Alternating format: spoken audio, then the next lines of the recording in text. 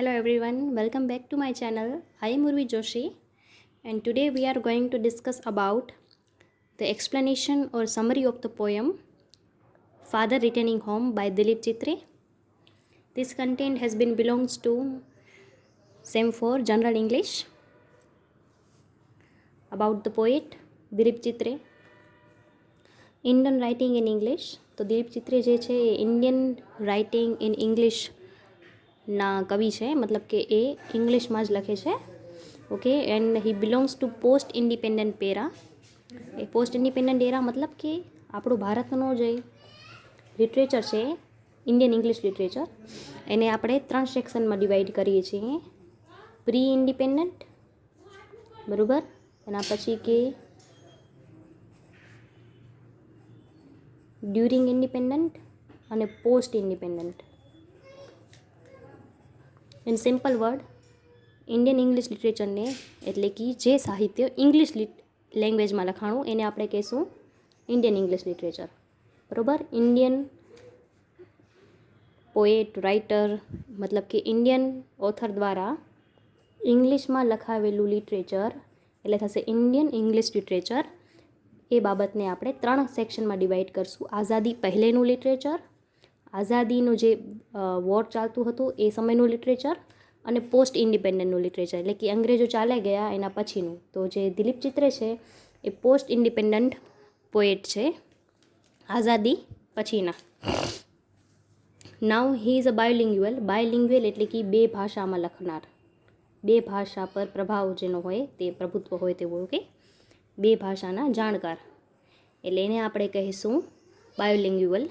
Suppose 3 લેંગ્વેજને જાણતા હોય, 4 લેંગ્વેજને જાણતા હોય તો એને આપણે કહીશું મલ્ટીલિંગ્યુઅલ એટલે કે વધારે ભાષાને જાણનાર, ઇંગ્લિશ અને Marathi. Okay, he is Born in Baroda, બરોબર. બરોડા એટલે ગુજરાતમાં એનો જન્મ થયેલો 1938 to 2009, પણ એના પપ્પાનું ટ્રાન્સફર થયું અને તે સમય દરમિયાન એ બરોડાથી મુંબઈ શિફ્ટ થાય છે.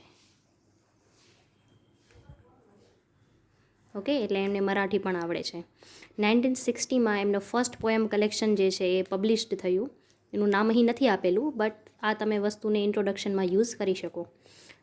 કઈ કઈ વસ્તુઓ માટે એ જાણકાર છે અથવા જાણીતા છે, પ્રખ્યાત છે, તો he is a film maker, painter, columnist. Columnist એટલે કે કોલમ લખતા હોય છે છાપામાં તે, અથવા આર્ટિકલ લખતો હોય. ઓકે, અને બુક રિવ્યૂ કરનાર. બુક રિવ્યૂ કરનાર મતલબ કે એ બુકમાં શું સારું છે, શું ખરાબ છે, એ બધું. બુક રિવ્યૂનો મતલબ થશે કે બુકની વિવેચના કરવી, એનું રિવ્યૂ આપવું, સારા અને ખરાબ બંને પાસા જણાવવા. તો આ થઈ ગયું પોએટ વિશે. Now about the poem. So જો એક લાઇનમાં કહીએ તો પોયમ શું છે? It gives a regular day in a life of a man living in city. એક રેગ્યુલર ડે મતલબ કે એક સામાન્ય દિવસ, સવારથી કરી અને સાંજ સુધીનું, સવારથી કરીને રાત સુધીનું એક વ્યક્તિનું જીવન બતાવેલું છે.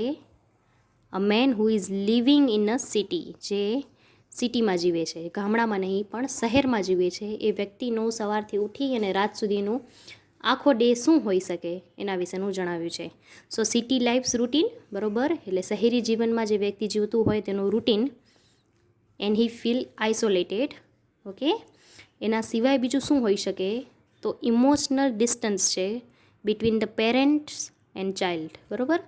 માતા અને પિતા વિશે, પિતાની વચ્ચે અથવા પછી દાદા દાદી અને એના પૌત્ર ગ્રાન્ડ ચાઇલ્ડ વચ્ચે એક ડિસ્ટન્સ છે. એ ડિસ્ટન્સ કયું છે? ફિઝિકલ ડિસ્ટન્સ નથી, પણ ઇમોશનલ ડિસ્ટન્સ છે. એ આ બાબત બતાવી છે, બરાબર. તો સિટી લાઈફનું રૂટીન અને ઇમોશનલ ડિસ્ટન્સ છે એ વસ્તુ બતાવી છે, જેના કારણે એને મેલનકલી ફીલ થાય છે. મેલનકલી એટલે પણ થશે એકલું અથવા સેડ, એકલું, દુઃખી. ઓકે, આવા બધા વર્ડ તમે યુઝ કરી શકો. સો આ સેન્ટ્રલ થીમ છે આપણા પોયમની. સો આઇસોલેશન જે છે એ આની સેન્ટ્રલ થીમ તમે કહી શકો. હવે પોયમ વિશે કરી લઈએ. તમારા પાસે આ પોયમની ટેક્સ્ટ હોય તો તમે રીડ કરતા હોજો. પહેલે આપણે આની અંદર જેટલા પણ નવા નવા વર્ડ આવશે એનો સ્પેલિંગ લખશું અને ત્યારબાદ લાઇન ટુ લાઇન તેનું એક્સપ્લેનેશન સમજતા જશું. ઓકે, 2 સ્ટાન્ઝા છે આની અંદર અને બંને મોટા સ્ટાન્ઝા છે. My father travels on the late evening train. Late evening એટલે કે મોડી સાંજે. તમે પણ મિનિંગ સાથે સાથે લખી શકો છો તમારી ચોપડીમાં. સ્ટેન્ડિંગ અમંગ, સ્ટેન્ડિંગ એટલે ઊભા રહેવું. અમંગ સાયલન્ટ કમ્યુટર્સ, કમ્યુટર્સ એટલે કે રોજ જે અપડાઉન કરતા હોય એવા વ્યક્તિઓ, પેસેન્જર આપણે કહી શકીએ. સાયલન્ટ એટલે ચૂપચાપ, શાંત. In the yellow light, suburb side past his unseeing eye, suburb એટલે કે શહેરની નજીકનું નાનું એવું ભાગ. ઓકે, એટલે શહેરની નજીકનો જગ્યા એવું કહી શકો, શહેર નજીકની જગ્યા આવું લખી શકાય. Slide past his unseeing eyes, unseeing, seeing એટલે જોવું, અનસીઇંગ એટલે ન જોવું, ઇગ્નોર કરવું. His shirt and pants are soggy, ભીના હોવા. એન્ડ હિઝ બ્લેક રેનકોટ, એનું કાળો રેનકોટ, રેનકોટનો રેનકોટ જ થશે. સ્ટેન્ડ વિથ મડ, સ્ટેન્ડ એટલે કે દાગ હોવો અથવા ભરાયેલું હોવું, બટ દાગ is a proper word. With mud એટલે કાદવ. ઇઝ બેગ સ્ટફ્ડ, સ્ટફ્ડ એટલે ભરાવું, ભરેલું હોવું. જેમાં આપણે કચોરી, સમોસા એના માટે પણ સ્ટફિંગ યુઝ કરીએ છીએ વર્ડ, તો બંનેનો મતલબ સેમ થશે. સ્ટફ અને સ્ટફિંગ એક જ છે. With books. Is falling apart, falling એટલે પડી જવું, ફોલ ઇન લવ વાળું, પડી જવું. Apart. His eyes dimmed by age, dimmed એટલે ઓછું જોતી હોય તેવું. ફેડ હોમવર્ડ, ફેડ એટલે આછું, ઝાંખું આપણે કહીએ જેને. Homeward. Through the humid monsoon night, humid એટલે જલ્દી. Now I can see him getting off the train like a word dropped from a long sentence. He hurries across the length of the grey platform, crosses the railway line, crosses એટલે road cross કરવો. Enters the lane. His chappals are sticky. Enters the lane મતલબ કે શેરી, street. Chappals are sticky, sticky એટલે ચોટી જાય તેવી, કાદવના કારણે એમ ચીકી, sticky. With mud. But he hurries on word, hurries એટલે જલ્દી, ઝડપ. એટલે દિલીપ ચિત્રે જે છે એમને આ પોયમ લખી છે એ ઓટોબાયોગ્રાફિકલ પોયમ છે, બરાબર. એમણે એના પિતાની એ કન્ડિશન જોયેલી છે જ્યારે એ મોટી ઉંમરે જોબ કરતા અને મોડી સાંજે એમના ઘરે કામ કરીને પાછા ફરતા. એટલે આ એમનું આખું ડિસ્ક્રિપ્શન છે.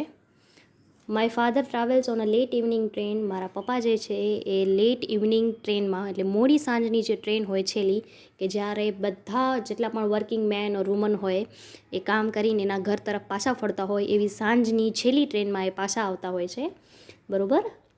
એમાં એ મુસાફરી કરે છે. Standing among silent commuters in the yellow light, બરાબર. ઘણા બધા એમની સાથે જે રોજ કો પેસેન્જર હોય, જે એમની સાથે અપડાઉન કરતા હોય, એ લોકો સાથે એ સાયલન્ટ ચૂપચાપ ઊભા હોય છે. મતલબ કે કોઈ પણ વ્યક્તિ બીજા સાથે વાત કરતું નથી હોતું, કંઈ પણ ડિસ્કશન, કંઈ પણ કમ્યુનિકેશન કંઈ થતું હોતું નથી. યેલો લાઇટ વર્ડ જે આપેલું છે એ સિગ્નિફાઈડ કર્યું છે. જનરલી યેલો લાઇટ શેના માટે છે કે તમારી લાઈફમાં બ્રાઇટઅપ બતાવતું હોય, બ્રાઇટનિંગ કંઈક વસ્તુ બતાવતું હોય, કંઈક સ્પાર્ક બતાવતું હોય. પણ અહીં કહેલું છે કે એવી યેલો લાઇટમાં પણ કોઈ વ્યક્તિ બીજા સાથે વાત કરવા માટે તૈયાર નથી હોતું. આવી સિટીની લાઈફ છે કે જ્યાં કને ઘણી બધી ભીડ છે, પણ એ ભીડમાં પણ વ્યક્તિ એકલો છે. Okay, so that's why he use a word yellow light. સબબ slide past his unseeing eyes, his shirt and pants are soggy and his black raincoat, બરાબર. શહેરની નજીકની એક જગ્યા છે પણ કોઈ એકબીજાને જોવા માટે પણ તૈયાર નથી, બધા એકબીજાને જાણે ઇગ્નોર કરતા હોય એવી રીતે ઊભેલા છે. અને જેના ફાધર છે એનું શર્ટ અને પેન્ટ્સ જે છે એ વરસાદના કારણે ભીના થઈ ગયા છે. અને એનું જે બ્લેક રેનકોટ છે it is stand with mud and his bag stuffed with books, બરાબર. એનું જે રેનકોટ છે એ આખું કાદવવાળું થઈ ગયેલું છે, કાદવ એમાં ચોટેલું છે. His bag is stuffed with books, એનું જે બેગ છે એ બુક્સથી ભરેલું છે. જુઓ અહીં એમ આપેલું છે કે his bag stuffed with books, શું બતાવે છે કે એના ફાધર જે છે એ એડ્યુકેટેડ છે, બરાબર. એટલે કે એક ભણેલો વ્યક્તિ છે, પણ છતાં પણ લોકો તેને ઇગ્નોર કરે છે એમ. Okay. So is falling apart. એટલી બધી બુક્સ ભરેલી છે કે કદાચ હમણાં જ પડી જશે, મતલબ કે જેને સાચવવી મુશ્કેલ પડે એવી સિચ્યુએશનમાં છે, પણ છતાં પણ કોઈ એમની નથી મદદ કરતું કે નથી તેને જોતું. દરેક વ્યક્તિ ઇગ્નોર કરે છે એકબીજાને. હિઝ આઈઝ ડીમ્ડ બાય એજ. એમની ઉંમરના કારણે હવે એની આંખો ઓછી જોઈ શકે છે. Fade homeward through the humid monsoon night. છતાં પણ એ એના ઘર તરફ જલ્દીમાં જલ્દી એ વરસાદની રાતમાં પોતાના ઘર તરફ પાછા આવી રહ્યા છે. ઝડપથી ઝડપ એ પગલાં લઈ રહ્યા છે. નાવ હવે I can see him getting off the train. હવે હું એને જોઈ શકું છું કે ટ્રેનમાંથી નીચે ઉતરે છે. ઓકે, જો OFF વાળું ઓફ જે છે એ બતાવે છે ચાલુ બંધ થવાળું. ઓકે, અહીં get off the train, get ઓફનું મતલબ થશે બહાર નીકળવું અથવા ઉતરવું. બસમાંથી કે ટ્રેનમાંથી ઉતરવું, બહાર નીકળવું અથવા વાહનમાંથી ઉતરવું. સો OFF ઓફ જે છે એનો મતલબ આવું થાય છે. Like a word dropped from a long sentence. એ એવી રીતે ટ્રેનમાંથી ઉતરે છે કે જાણે કોઈક મોટા સેન્ટેન્સમાંથી એક શબ્દ અલગ પડી ગયો હોય. મતલબ કે શું કહેવા માંગે છે કે એ ટ્રેનની અંદર ઊભા હતા ત્યારે પણ કોઈ એનાથી વાત નહોતું કરતું, અને એ જ્યારે ટ્રેનમાંથી નીચે ઉતરે છે ત્યારે પણ કોઈ એને સી ઓફ નથી કરતું, કોઈ એક નજર જોતું પણ નથી. જાણે કે એ ટ્રેનમાં રહે કે ન રહે એનાથી કોઈને કંઈ ફરક ન પડતો હોય એવો વર્તન હોય છે અહીં લોકોનો. He hurries across the length of a grey platform. હવે એ ઝડપથી ગ્રે પ્લેટફોર્મ તરફ આવી જાય છે. Crosses the railway line. Railway લાઇનને ક્રોસ કરે છે. Enters the lane.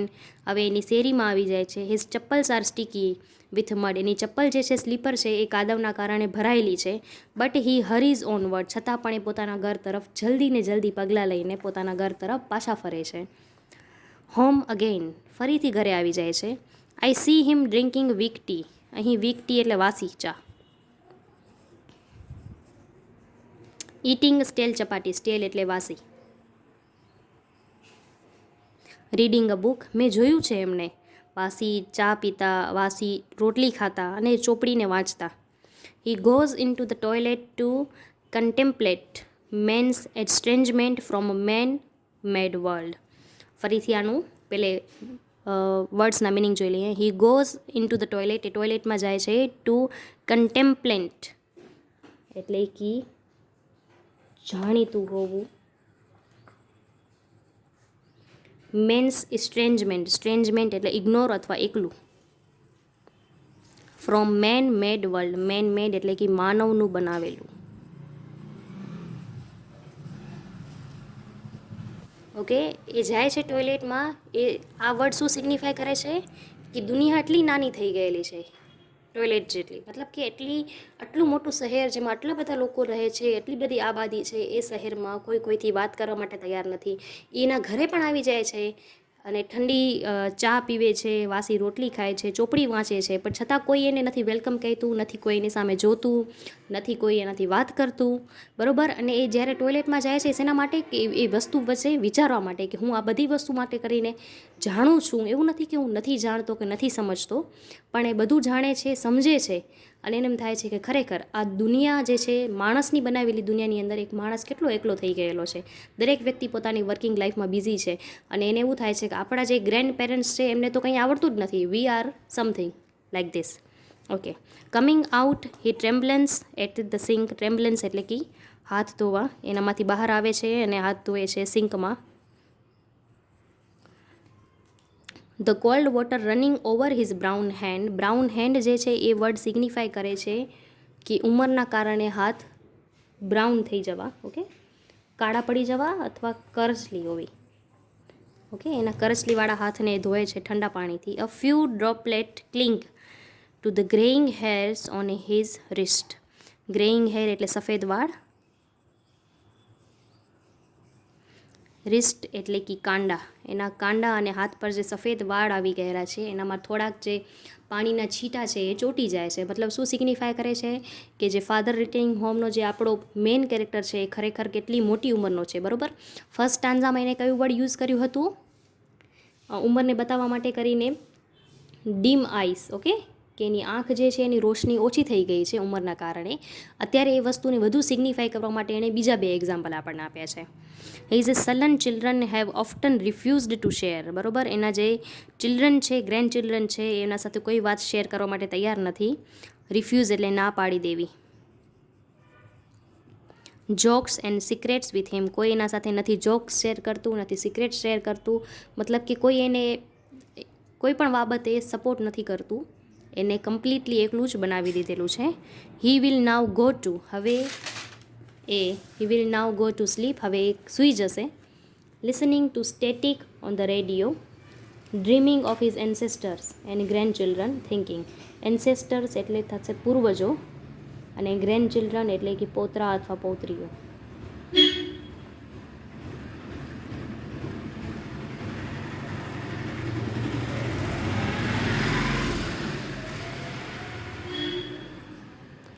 સ્ટેટિક એટલે અવાજ અથવા નોઇઝી, પછી એ શાંતિથી એના રૂમમાં ચાલ્યો જાય છે સૂવા માટે અને રેડિયો સાંભળે છે, બરાબર. એના એ અવાજમાં એ પોતાની જાતનું જે એકલપણું છે કે જે એના જીવનની અંદરની જે સન્નાટો છે એને દૂર કરવાની કોશિશ કરે છે, અને એ પોતાના જે એન્સેસ્ટર હતા, પોતાના પૂર્વજો હતા, એને પોતાના ગ્રેન્ડ ચિલ્ડ્રનો એને યાદ કરે છે અને વિચારે છે. Of nomads entering a subcontinent through a narrow pass, બરાબર. સબકોન્ટિનેન્ટ એટલે ખંડ અથવા ઉપખંડ, નેરો પાસ એટલે સાંકડું, પાસ એટલે આવવું, બરાબર. જનરલી પાસ એટલે પસાર થવું થશે,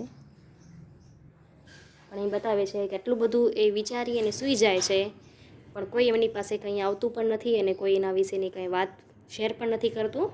ઓકે, નાવ નોટ. મેં તમને પોયમ જે સમજાવી છે લાઇન ટુ લાઇન એક્સપ્લેનેશન કરેલું છે, પણ છતાં અમુક એવી વસ્તુ છે કે જે આની અંદર નથી આવેલી, એ હું તમને નોટ રીડ કરી અને સમજાવી દઈશ. આને તમે તમારા લોંગ ક્વેશ્ચન આન્સરમાં પણ યુઝ કરી શકશો. જ્યારે તમને પોયમ વિશેનું કંઈ પૂછશે ત્યારે તમે આના વિશે લખી શકશો. Okay, so it is not a critical note, critical analysis નથી, બટ જસ્ટ પોયમની સમરી જેવું જ છે. This is a 2 stanza poem, બરાબર. 2 સ્ટાન્ઝાની પોયમ છે, which conveys the message of isolation in a city life, એટલે કે સિટી લાઈફની અંદર, મોડર્ન લાઈફની અંદર વ્યક્તિ જે છે એ કેટલું એકલું થઈને જીવે છે એના વિશેનું મેસેજ દર્શાવવાની કોશિશ કરેલું છે. કન્વે કરવું એટલે દર્શાવવું અથવા બતાવવું, એની જગ્યાએ પોર્ટ્રે વર્ડ પણ તમે યુઝ કરી શકો. City word always gives a clear picture of crowd. Generally તમે સિટી વર્ડ બોલો એટલે તમને એમ થાય કે ઘણા બધા લોકો હશે, મોટી મોટી ઇમારતો હશે, ઇન્ડસ્ટ્રીઝ, મોડર્નિટી હશે અને કમ્ફર્ટેબલ લાઈફ. હંમેશા તમને સિટી જે છે વર્ડ એ આપણે આ બધી વસ્તુઓનું ક્લિયર પિક્ચર આપે છે. સો જનરલી પીપલ ફેસિલિટેટ એટલે સ્વાગત કરવું, સ્વીકારવું, facilitate this kind of luxurious life, but we never try to see the dark side of it. પણ આપણે હંમેશા આવા લાઈફનું સપનું જોઈએ છીએ, પણ ક્યારેય પણ કોઈ પણ વ્યક્તિ આના સિવાયની, આની જે અનધર સાઇડ છે, ડાર્ક સાઇડ, એને જોવાની ક્યારેય કોઈ પણ વ્યક્તિ કોશિશ નથી કરતું. સો here poet give an example of ignorance, sadness, narrow world or even a narrow mindset of people, બરાબર. આથી અહીં પોએટ જે છે એ આપણને એક્ઝામ્પલ આપે છે ઇગ્નોરન્સનું, કઈ રીતે વ્યક્તિ ઇગ્નોર કરતું હોય છે. એક વ્યક્તિ સેડ છે, નેરો વર્લ્ડ, નેરો એટલે સાંકડું, નાનું,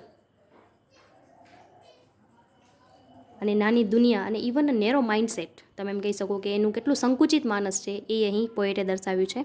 લખવાની જરૂર નથી, તમે please don't try to write it.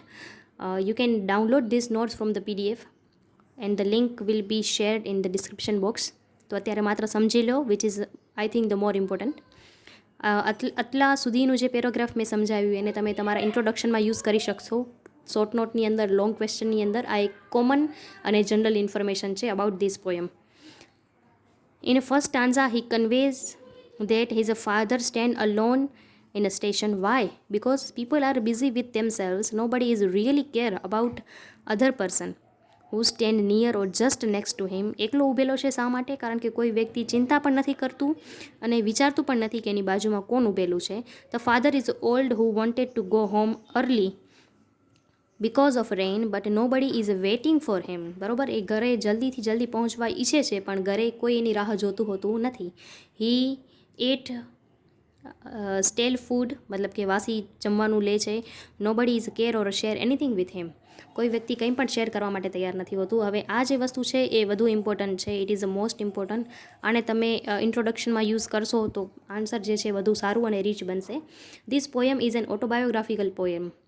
બરાબર, ઓટોબાયોગ્રાફિકલનો મતલબ થશે આત્મકથા, બરાબર. ઓટોબાયોગ્રાફીનો મતલબ થશે આત્મકથા. આત્મકથા નથી આ એની, પણ તમે એમ કહી શકો કે એના લાઈફને લગતું એક ઇન્સિડન્ટ છે દિલીપ ચિત્રેના, જે એને આ પોએમમાં પોર્ટ્રે કર્યું છે. Okay, so that's why it is a autobiographical poem.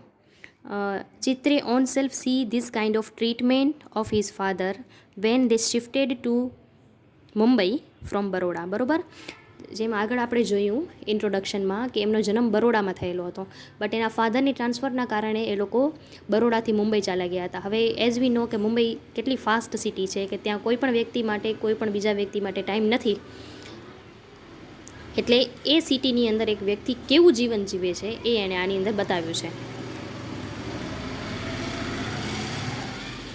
એના ફાધર સાથેની જે ટ્રીટમેન્ટ થઈ જ્યારે એ મુંબઈ હતા ત્યારે એમણે જે એ બધી વસ્તુઓ જોયેલી હતી એને આ પોએમમાં બતાવી છે. એટલે આને તમે તમારા ઇન્ટ્રોડક્શનમાં યુઝ કરી શકશો. I hope you like this video, અને મેં મારી રીતે આ પોએમને ઇઝી અને ઇન્ટરેસ્ટિંગ બનાવવાની કોશિશ કરી છે. બહુ ઇઝી પોએમ છે અને ઇઝીલી સમજાઈ જાય એવી છે, પણ છતાં તમને કંઈ ક્વેશ્ચન હોય તો કોમેન્ટ સેક્શનમાં જણાવજો. આઈ હોપ કે તમને આ પોએમ પસંદ આવી હશે and you love my efforts. If you like it, then do share and subscribe to my channel and hit the bell icon so that you never miss an update. અને હા, જો પસંદ આવી હોય તો give it a big thumbs up so that it motivates me to make another video like this. At last, may God bless you to all. Bye bye.